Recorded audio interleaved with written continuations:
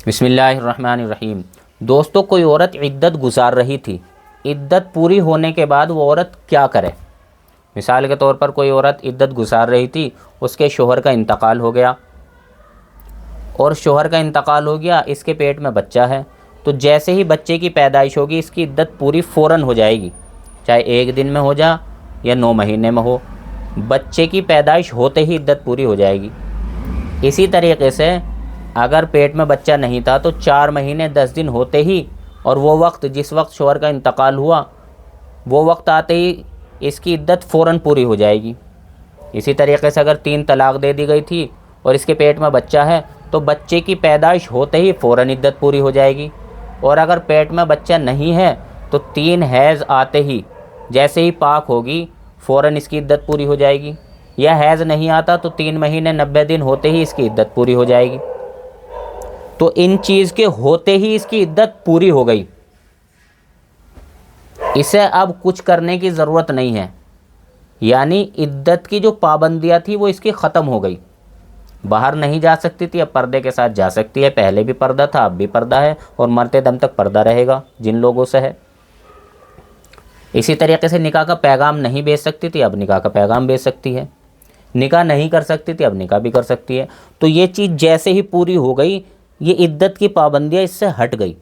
अब ये वो काम कर सकती है जो इद्दत के अंदर पाबंदियाँ जिन चीज़ों की थी। तो दोस्तों, जैसे ही वक्त पूरा होगा, इद्दत पूरी हो जाएगी।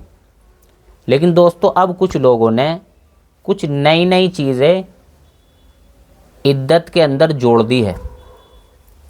क्या जोड़ रखी है कि भाई इद्दत पूरी उस वक्त मानी जाएगी जब इद्दत का वक्त पूरा होगा और दावत की जाएगी और मेहमानों को बुलाया जाएगा और देगे पकाई जाएगी और रिश्तेदार आकर उसको गिफ्ट देंगे, उसको कपड़े देंगे, उसको पैसे देंगे और उसको एक घर से दूसरे घर ले जाएंगे, तब इसकी इद्दत पूरी होगी। हालांकि दोस्तों, वक्त होते ही इसकी इद्दत पूरी हो गई, इद्दत की पाबंदियां ख़त्म हो गई। अब ये जो लोगों ने ये चीज़ें जोड़ी हैं, इनका दीन से कोई लेना देना नहीं है। ये खुराफात हैं, रस्म व रिवाज हैं। इसके घर वालों को किसी को भी फ़ोन नहीं करना चाहिए। अब घर वाले क्या करते हैं, पहले ही 5 दिन पहले बता देंगे, हाँ जी इद्दत पूरी हो रही है। क्या मतलब है कि देग पकेगी और तुम्हारी दावत है। हालांकि बाद में कहते हैं कि जी हम किसी को नहीं बुलाना चाह रहे, हम दावत ही नहीं करना चाह रहे, और पहले सबको बुला लेंगे, पहले ही सबको बता देंगे। तो दोस्तों, घर वालों की ये जिम्मेदारी है कि इसकी इद्दत को रस्म व रिवाज से ना जोड़ें, किसी को फ़ोन ना करें। अगर कोई पूछे भी तो हिकमत से उसे मना कर दे कि भाई देखो, इस वक्त कोई दावत का कोई मौका नहीं है और लोगों को बुलाने का भी कोई मौका ही नहीं है और देग पकाने का भी मौका नहीं है, गिफ्ट लेने देने का भी कोई मौका नहीं है, कपड़े लेने देने का भी कोई मौका नहीं है। हिकमत से उसे बता दें अगर कोई पूछे कि हमें आना है तब। वरना आजकल तो लोग ऐसे करते हैं कि 5-5, 6-6 दिन पहले ही फ़ोन कर देंगे और सबको कर देंगे और फिर बाद में कहेंगे जी देखो मेहमान आ गए, अब हम क्या करें, अब तो बनाना है।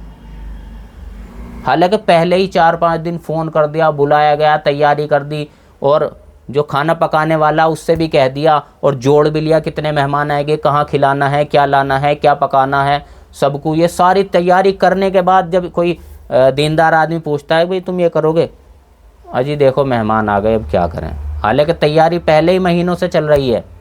तो दोस्तों, इन चीज़ों का दीन से कोई लेना देना नहीं है। दावत को हम आपको मना नहीं करते, लेकिन कभी और मौका आप देख लें, दावत का, खुशी का मौका देख लें, कोई और एतबार से आप खुशी कर लें।